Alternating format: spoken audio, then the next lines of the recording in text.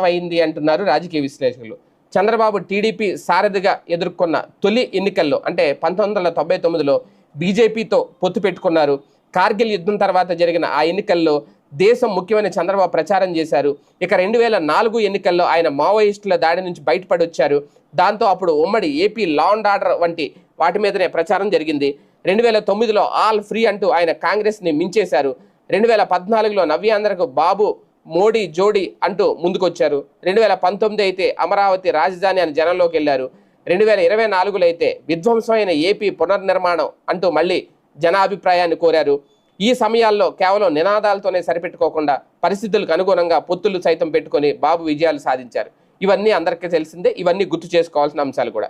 అయితే ఇప్పుడు జనాల ఆలోచనలో ఉండేలాగే ఇప్పుడు పరిపాలన కొనసాగుతోంది అనేది ఎన్నికల్లో జనాలు తమ గురించి ఆలోచించే నినాదాలు అలాగే విధానాలు ఉండాలి అనేది ప్రజల మధ్య